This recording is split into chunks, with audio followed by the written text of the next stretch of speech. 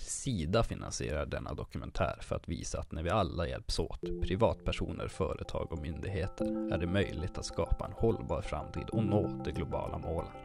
Nu ska vi följa 2 personer som vill dra sitt strå till stacken.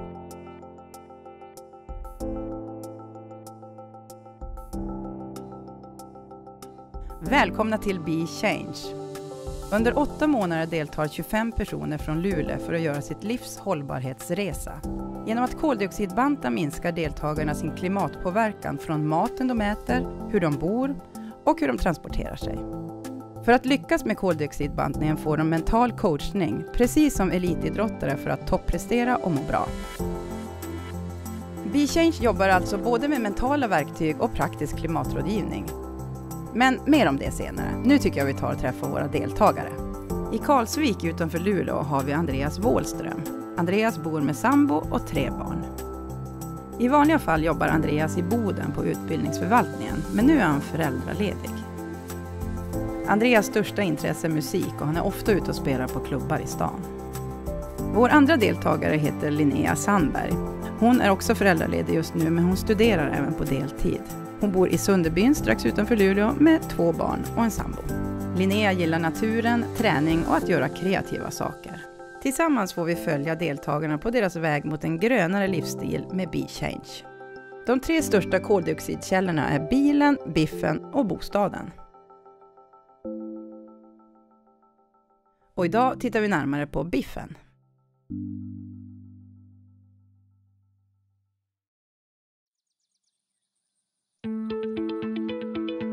Kött, mejeri, grönsaker och spannmål är alla saker som på olika sätt bidrar till koldioxidutsläppen. För att minska vår gemensamma koldioxidvikt så gäller det att vi äter mer klimatsmart. Det kan till exempel vara att minska på mängden kött, äta säsongsbetonad mat, ekologisk eller mat som du har odlat själv. Be Change siktar mot att minska bantarnas utsläpp med sammanlagt 125 ton koldioxid per år. Samtidigt som deras livskvalitet och hoppfullhet stärks. Vi är i Luleå och Linnea och Andreas ska just ta sina första steg mot en mer hållbar och klimatvänlig livsstil. Mitt i centrala stan ligger Studiefrämjandets lokaler. Det är där under vägledning av våra coacher Ann Murrigan och Stina Sundqvist som våra deltagare ska få fylla i 2 webbformulär. I det första mäter Ann deras nivå av klimatångest och framtidshopp baserat på hur de känner sig när de tänker på miljöproblem och möjligheten till att skapa en hållbar framtid. Det andra formuläret använder Stina för att räkna ut deltagarnas nuvarande koldioxidvikt. Detta baserat på faktorer som vad de äter och hur mycket. Till exempel hur länge de duschar, hur mycket el man använder, hur varmt man har och hur man tar sig från punkt A till B. Allt från att åka till jobbet till att flyga utomlands. Gör det mesta som kan rymmas i ett år av livet. Så Stina, hur räknar ni ut koldioxidvikten? Vi använder oss av klimatkontot som Naturvårdsverket har tagit fram. Och då får du logga in och svara på lite frågor om din livsstil. Sen kommer din koldioxidvikt att räknas ut. Och det baseras då på livscykelanalyser som är till exempel hur mycket koldioxid som har använts för att producera den varan du köper. Så kan jag använda det här? Ja, vem som helst som har en dator kan gå in på klimatkontot.se och väga sig. Och du kan väga dig lite då och då och följa dina framsteg allt eftersom du provar på nya saker som funkar för dig. Tack! Nu ska vi höra med Linnea och Andreas varför de sökte till Be Change. Ska jag vara ärlig så var det min sambo som tyckte att jag skulle söka till Be Change. När jag läste om konceptet och vad det innebar och så tyckte jag det lät spännande och jag vet att jag behöver bli bättre.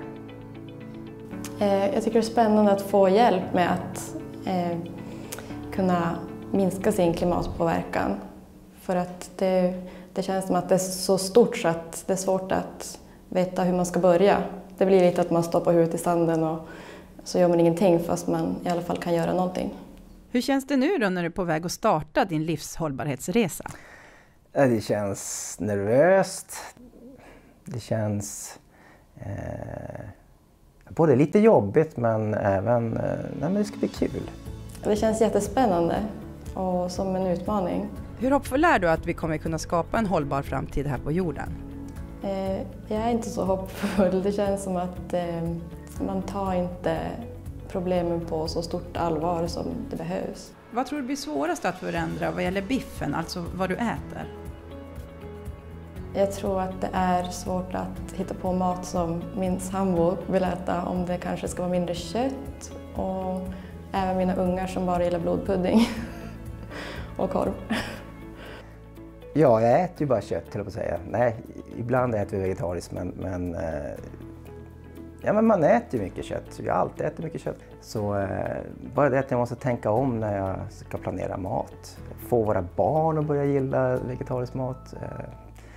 Ja, det kommer bli jättetufft. Det ska nog gå bra, Andreas. Men nu tycker jag vi tar och tittar på era resultat från invägningen. Strax tillbaka.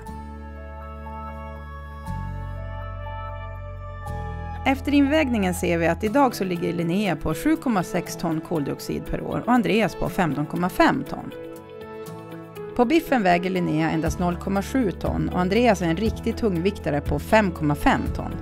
Med alla 3 delar inräknade så hamnar de flesta svenskar på 11 ton koldioxid per år. De flesta svenskar ligger på 2-3 ton inom biffen. Nu tycker jag att vi tar och avslöjar för deltagarna vad de fick för resultat i den första invägningen. Hej igen, Andreas! Hej! Nu har vi räknat ut din nuvarande koldioxidvikt. Du hamnar på 15,5 ton. Hjälp. Du, Linnea, du hamnar på 7,6 ton koldioxid per år. Ja.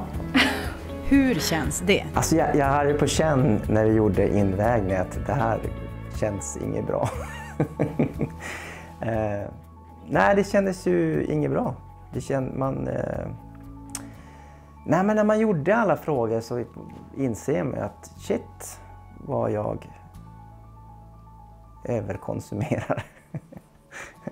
Nu i efterhand då, Andreas, tänker du att du vill minska på köttätandet? Ja, alltså framförallt känner jag att jag måste minska på köttportionen, tänker jag. Alltså jag inser nu att när jag äter kött så äter jag mycket kött. Alltså varje gång jag äter kött så är det mycket kött. Så det måste jag minska på, ja. Finns det något du inte skulle vilja vara utan i matväg? Ja, smör. Du äter ju redan ganska mycket vegetariskt, Linnea. Så vad är din målbild? Alltså jag funderar på att jag ska bli vegan då, men då tänker jag att inget gott med mackor utan smör och ost. Du då, Andreas, vad kommer du sakna? Men jag älskar att grilla.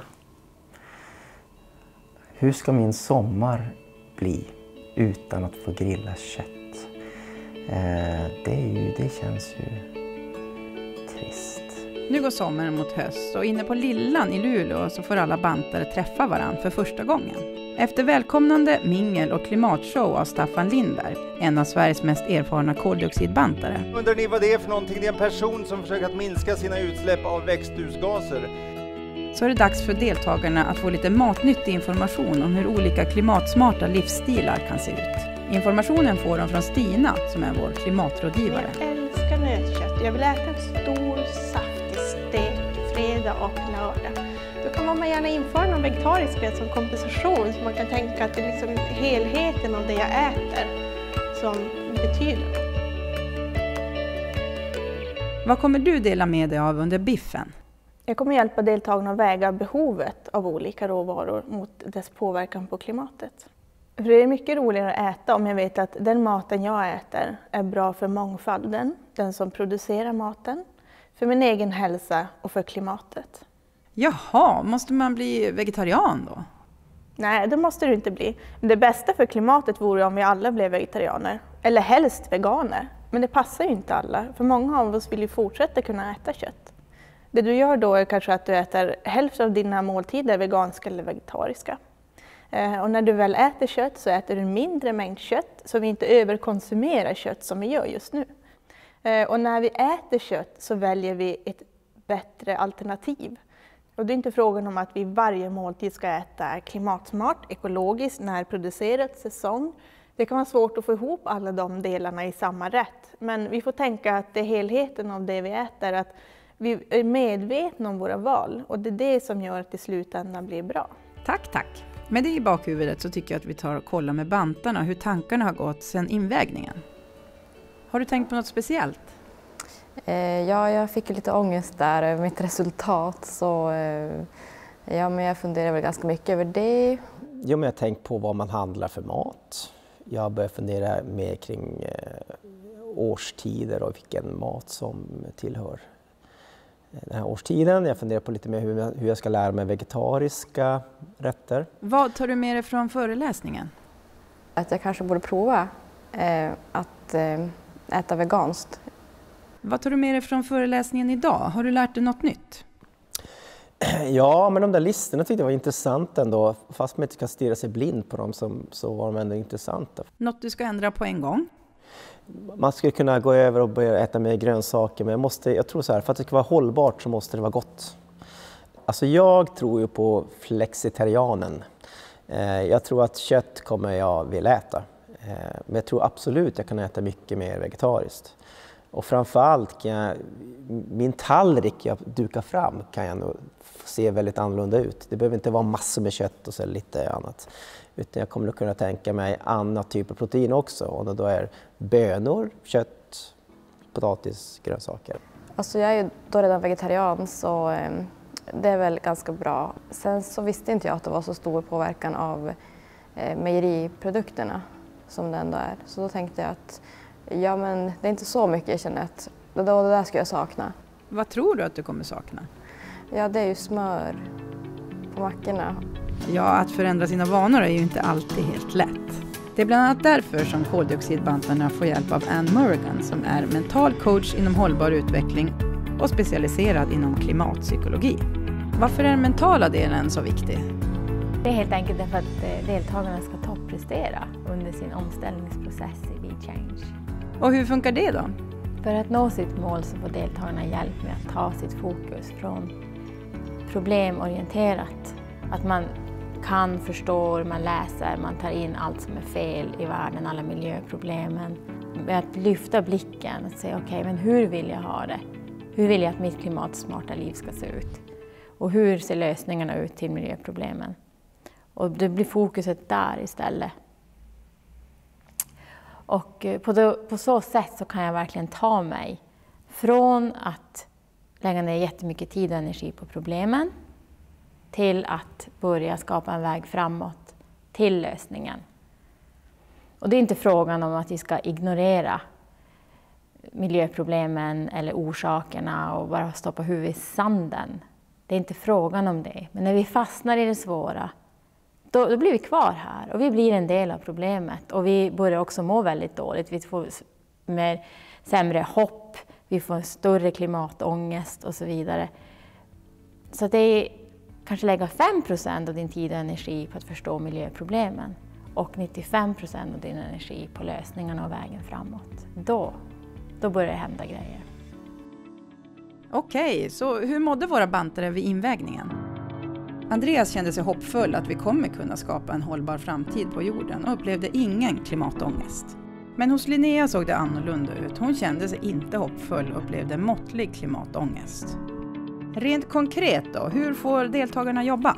De får till exempel ta fram en målbild på hur deras ultimata klimatsmarta liv ser ut.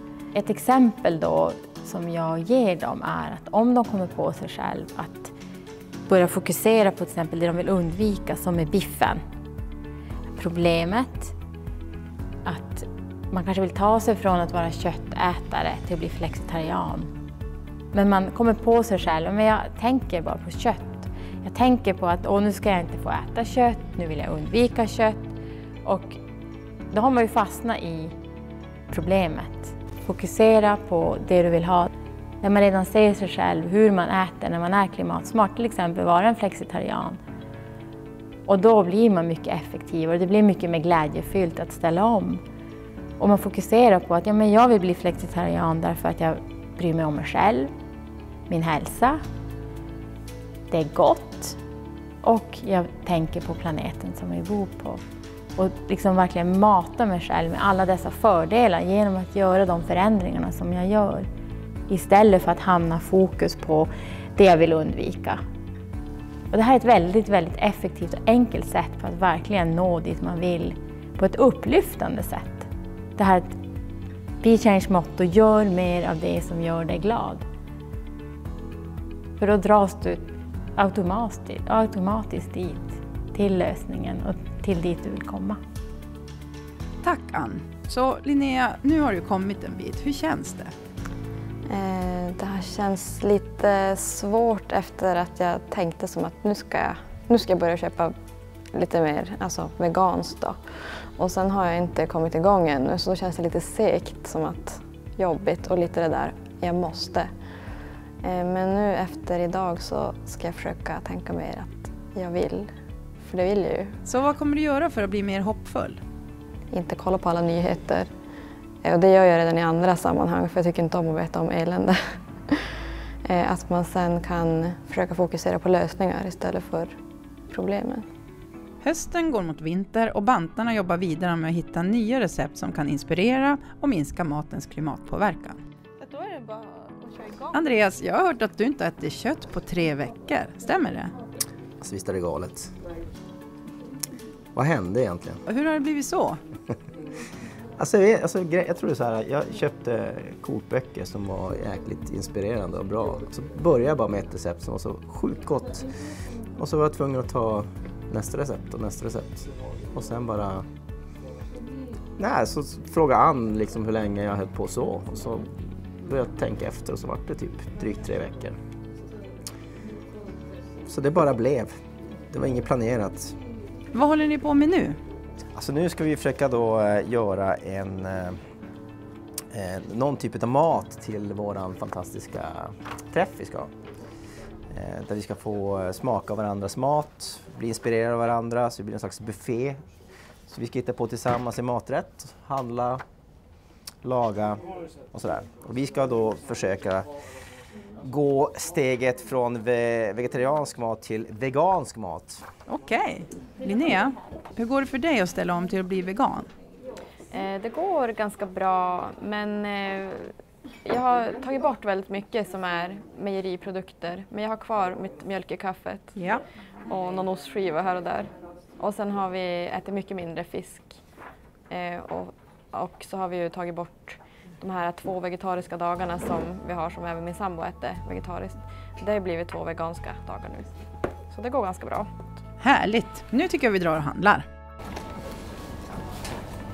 Så, vad ska ni köpa för mat? Vi ska ju köpa ingredienser till den här indiska dalgrytan som vi har bestämt att vi ska göra. Och nanbröd. Åh, vad gott! Vad har ni handlat nu? Lök, vitlök, chili, ingefära, morötter, gräslök. Vad är ni på jakt efter nu?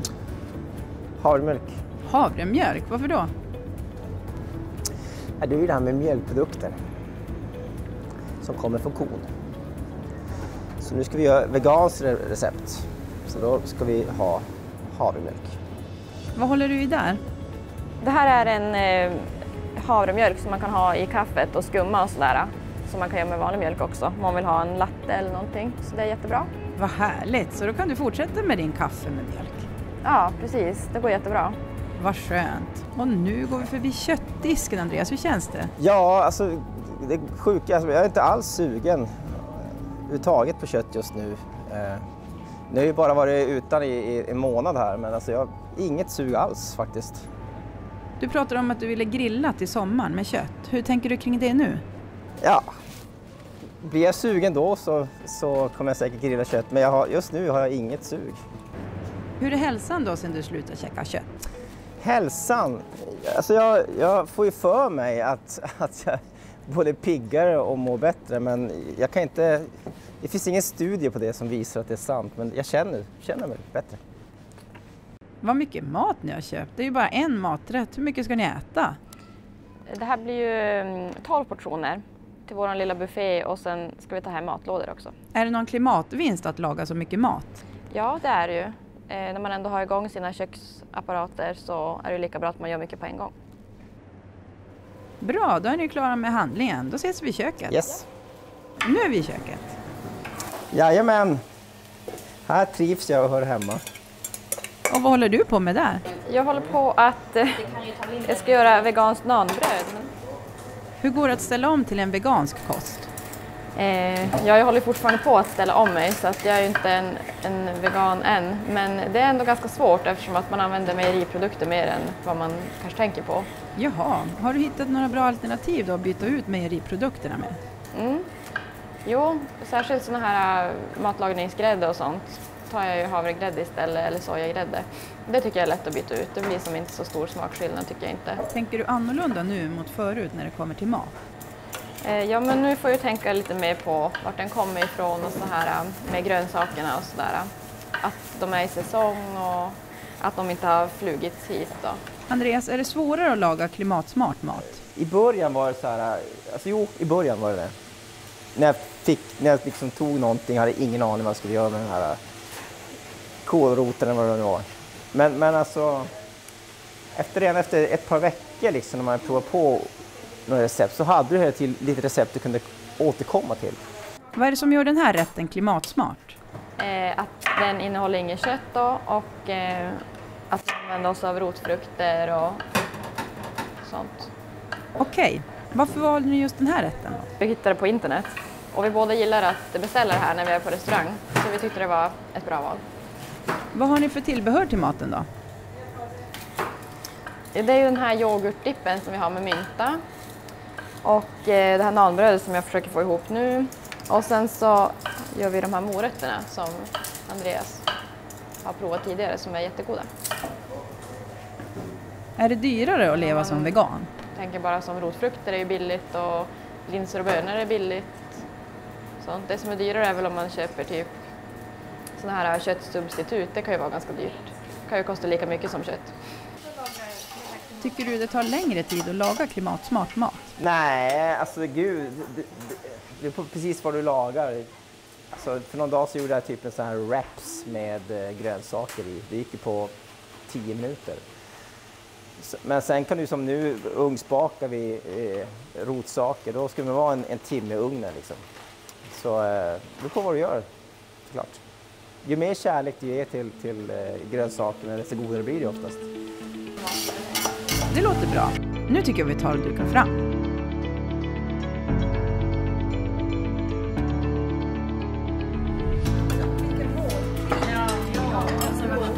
Hur tror du att din koldioxidvikt har förändrats? Ja, jag hoppas och tror till det positiva, såklart. Vågar du gissa något ton? Vad var det jag hade från början? 5,5 på biffen. 5,5. Nej, men jag hoppas jag kanske har halverat det. Vad tror du om din vikt, Linnea?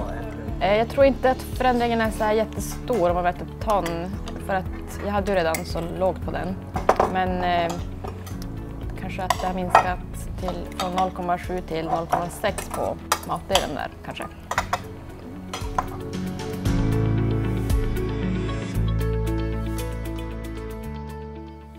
Nu har vi vägt ut dig.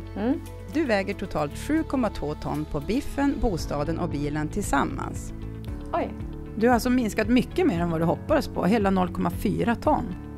Ja, och det var jättelätt faktiskt. Om man tänker att man får det resultatet för den insatsen jag har gjort. Jättelätt. Hur känns det? Det känns jättebra. Nu blev jag jätteglad. Andreas, du väger nu totalt 10,7 ton. Du har alltså gått ner från 5,5 till 0,7 ton på biffen. Ja, det var mer än vad jag trodde. Det låter sjukt lite. Hur känns det? Det känns jättebra. Härligt. Linnea, vid den första invägningen sa du att du inte kände dig så hoppfull. Men idag ser vi att din hoppfullhet har förstärkts med 15% och klimatångesten har gått ner med 25%. Varför tror du att det har blivit så? Ja, men jag har sett att andra vill också göra förändring. Det är lätt att tänka att det man gör själv är så lite så att det märks ingen skillnad. Men det är ju inte bara jag, det är ju alla som jag träffar nu, som jag har runt omkring mig, de vill också göra förändringar. Och då känns det som att tillsammans, då kan vi ju göra stor skillnad. Ja, men det tror jag med. Och Andreas, din hoppfullhet den ligger ju kvar på toppnivå och klimatångesten den lyser totalt med sin frånvaro. Varför tror du att det är så? Ja, men jag är bara hoppfull. Jag tror på att jag alltid var hoppfull och jag har inte fått några indikationer på att inte vara hoppfull sedan jag började. Tvärtom, jag menar om jag klarar det så klarar väl alla det. Är det något mer som har påverkat resultatet, tror du? Ja, men jag hade min mentala träff med Ann. Så sa ju hon att jag skulle, eftersom att jag ligger ju mycket på kvällen då och tittar på Facebook och oroar mig när jag ser dåliga saker som har hänt. Allmänt och då särskilt med klimatet. Då ligger jag och oroar mig och kan inte sova och sådär. Så nu har jag ju rensat i mitt flöde. Så jag tittar inte på saker som jag vet att jag blir orolig av. Du sa tidigare att du skulle börja fokusera mer på lösningarna än problemen. Har du det? Jo, det har jag. När jag då börjar oroa mig på kvällen och så här, då brukar jag tänka att nej, men nu ska jag fokusera på min målbild istället. Och tänka att tänka roliga tankar kring det istället. För att ligga där och oroa mig. Så har jag som bytt fokus från problemen till vad målet är med mitt liv. Varför har det gått så lätt för dig, Andreas? Jag försöker allt jag gör försöker jag göra till någonting kul. Liksom, det är grundinställningen när jag går in i någonting. Att det ska vara kul, det ska bli kul. Och då gör det kul. Kul! Du trodde att det skulle bli svårt att få barnen att tycka om vegetarisk mat. Hur har det gått? Idag åt Thea 3 portioner utav kebabomfen. Där går det väldigt bra. Samma med Mika, han som en mellanbarnet 3 år, går det också bra. Men Nelly fortfarande är det lite... hon äter sådär. Vissa rätter går jättebra. Alltså, jag tror man måste köra samma rätt flera gånger till slut vänjer sig barnen. Smart. Vad har varit svårast att förändra och hur kom du över de hindren? Ja, just på biffen så var det att jag var rädd att jag skulle sakna smör på mackan och mjölk i kaffet. Och det är ju jättegott, men det som jag bytt ut mot är också gott. Och det känns som att man vänjer sig och det känns inte som någon stor uppoffring. Vid invägningen sa du att det som skulle bli svårast var att få man och barn med sig och äta vegetarisk mat. Hur har det gått? Ja, 1-åringen äter ju ganska mycket det som man ger till honom. Så han har ju ätit nu vegetariskt mera än vad han brukar. Och sambon, han har ju inte ätit mer vegetariskt tror jag, men det har blivit mer veganskt eftersom att jag har gjort de här rätterna. Har någon annan märkt skillnad på dig sedan du började Be Change? Ja, jag tror att min sambo tycker att skillnaden är att nu är jag jobbigare. Men jag tror också att jag har blivit gladare för att det känns för mig som att nu gör jag någonting. Det behöver inte gå så här jättefort utan jag gör små förändringar. Och att det känns bättre och därför är jag gladare. Ja, då är vi färdiga med biffen. Vad är då nästa steg i koldioxidbantningen? Det var hemmet, bostaden. Och sen är bil. Först bostaden, sen bil. Grattis Linnea och Andreas till er lyckade koldioxidbantning. Tillsammans med de andra bantarna i Be Change har Linnea och Andreas halverat sina utsläpp på biffen. Och gruppens hoppfullhet har stärkts och deras klimatångest har gått ner. Tillsammans kan vi nå de globala målen. Bantarna har visat, i alla fall för mig, att det är lätt och roligt att bli klimatsmart. Så vi tackar för oss för denna gång och säger på återseende.